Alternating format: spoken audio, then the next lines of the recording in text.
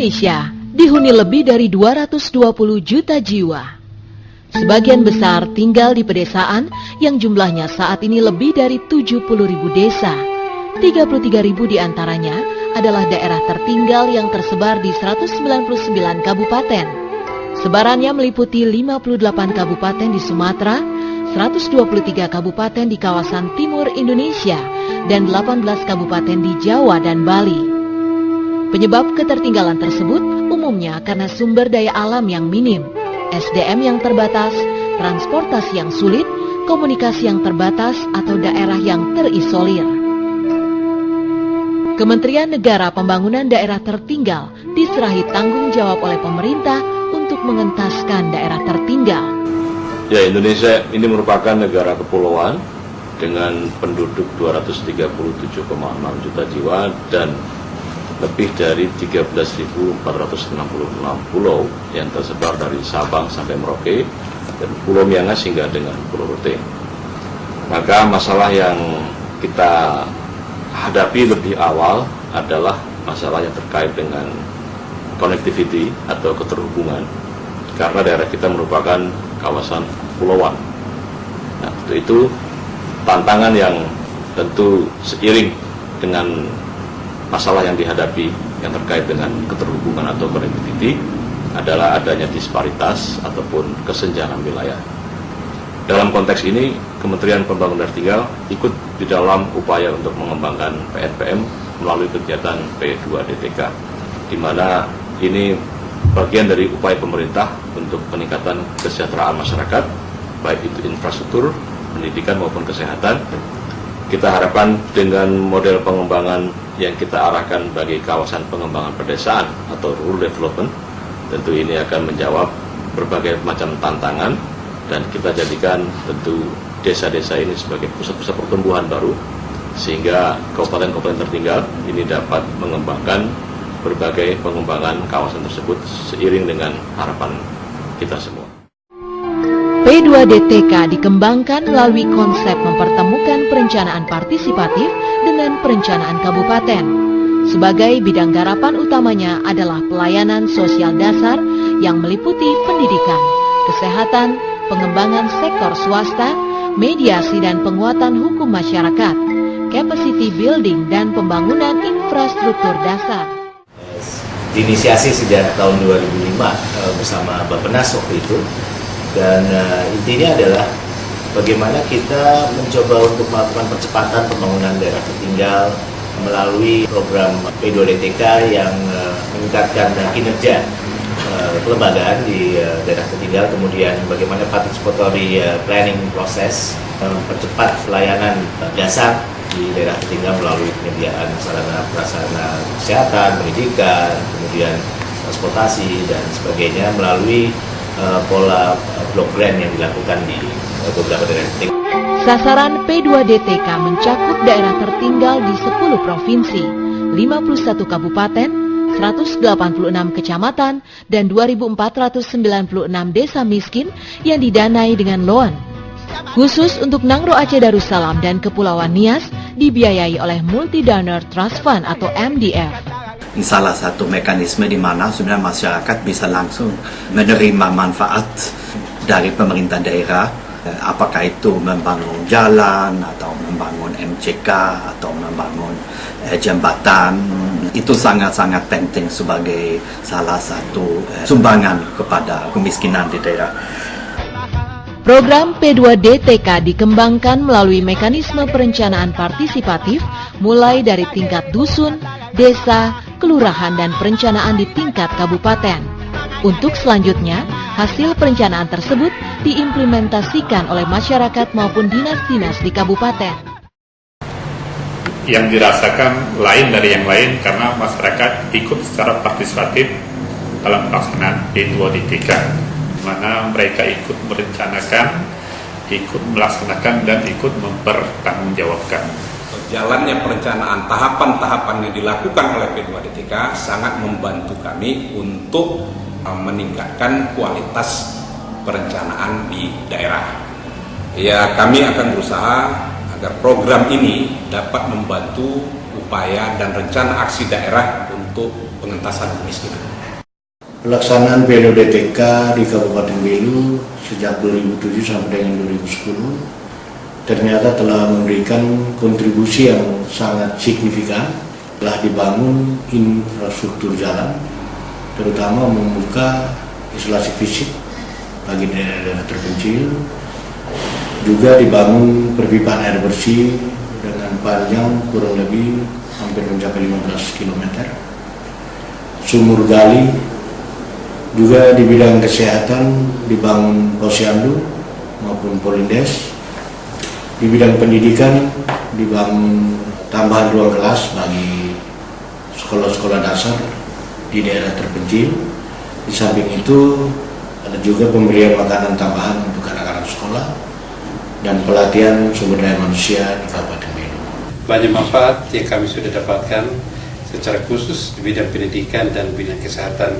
Di samping kiri kanan saya adalah para camat dan tokoh masyarakat yang menikmati secara langsung keberadaan program PDODTK, dan kami juga didampingi oleh tim dari provinsi, dan kami harapkan program ini bisa berkelanjutan dan masyarakat Timur Tengah Selatan dan pemerintah siap untuk mendukung.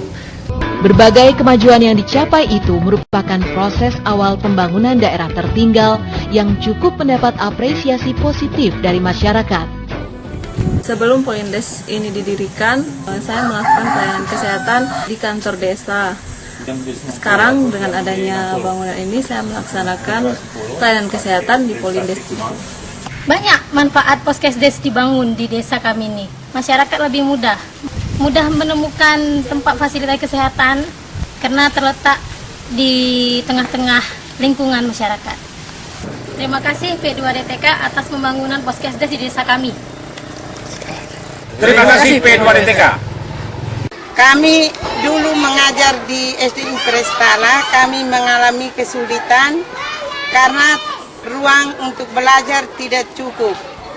Tapi setelah kami mendapat bantuan dari P2DTK, 2 ruang yang baru, kami merasa senang karena guru dan anak-anak aman untuk mendapat pelajaran di kelas. Terima kasih banyak kepada P2DTK. Terima kasih P2DTK. Ami Hosu, terima kasih Bab P2DTK mak bantu Ami Uma sekolah bodik Ami Hanorin. Terima kasih P2DTK. Kami dulu belajar tidak tenang karena bangkunya goyang-goyang, meja pun telah rusak, dan kadang-kadang kami bisa duduk satu bangku berdua karena bangkunya tidak cukup. Jadi sekarang kami telah mendapatkan bantuan dari P2DTK untuk belajar dengan tenang, dan bangkunya serta mejanya sudah bagus sehingga kami belajar tidak seperti dulu lagi. Dulunya mungkin kita orang dari biasa, hanya dari desa. Jadi setiap 6 kali 4 desa, 20 orang. Dari perkumpulan itu kami membuat seperti ini dari pelajaran dari bibliotek hanya 1 minggu mungkin. Dari 1 minggu itu kami bisa bikin ini. Hanya pelatihan ini aja. Dan ini salah satu contohnya yang merupakan hasil olahan dari P2DTK ini. Ya mudah-mudahan dengan ada kegiatan ini pengembangan produksi rotan di Kabupaten Katingan ini bisa meningkat dan pendapatan masyarakat bisa meningkat. Dengan adanya bantuan pasar ini sangat membantu masyarakat berbelanja, tidak lagi mengeluarkan biaya sewa taksi Pak, sewa taksi 10.000. Jadi pergi pulang itu harus memberi biaya lagi 20.000 Pak, PP-nya, biaya PP-nya. Jadi kami sangat membantu, kami bisa berbelanja di sekitar jarak rumah yang cukup dekat, tidak perlu lagi lebih dari apa yang sudah dianggarkan dalam rumah tangga itu Pak. Yang dulunya Poso ini boleh dikatakan konflik ya Pak. Tapi setelah ada upaya-upaya dari P2DTK untuk mempersatukan kembali, meredam kembali situasi yang pernah terjadi di Kota Poso ini, dilaksanakanlah satu olahraga ada volleyball putri, sepak bola dan lain sebagainya jenis olahraga, sehingga tidak ada lagi yang mengatakan oh saya kelompok ini, saya kelompok ini. Menyatu kembali Pak, kami bisa damai, aman, bersahabat kembali dan akrab kembali. Keberhasilan yang telah diraih tersebut sangatlah membesarkan hati. Namun Kementerian Pembangunan Daerah Tertinggal masih dirasakan perlu melanjutkan pola P2DTK tahap awal ini sebagai pelembagaan pola pembangunan daerah tertinggal yang akan dilanjutkan dengan program P2DTK fase 2. Nah, untuk kedepannya kita memang berharap bahwa P2DTK ini bisa menjadi instrumen utama yang bisa kita tindak lanjuti mulai tahun 2012 ke depan. Karena itu KPDT sebetulnya saat ini sedang menyiapkan rencana untuk mengusulkan kelanjutan dari SPADA yang berorientasi pada pertama adalah penguatan kelembagaan yang kita akan coba lakukan melalui pendekatan ataupun instrumen baru yang disebut dengan bedah desa. Jadi bedah desa itu sebetulnya esensinya adalah program percepatan pembangunan kawasan pedesaan terpadu. Nah, itu salah satu instrumen. Kemudian yang satu instrumen lain yang akan juga masuk di dalam SPADA 2 adalah bagaimana kita juga bisa meningkatkan, mempromosikan investasi dari sisi PRUKAP, istilahnya produk unggulan kabupaten, yang namanya Aceh IDFF, program yang cukup berhasil dalam memperkuat aspek investasi sebetulnya dari produk-produk unggulan dalam hal ini. Jadi 4 program pokok tadi, SPADA, IDFF, PRUKAP, dan bedah desa, itu kita coba blend, kita coba exercise, dan kemudian dalam 6 bulan ke depan akan menghasilkan satu project appraisal dokumen yang akan kita jadikan dasar kita untuk pelaksanaan SPADA tahap kedua. Adapun fokus program P2DTK fase 2 lebih ditekankan pada investasi dan lembaga keuangan mikro, pengembangan lahan usaha, dan infrastruktur transportasi antar wilayah.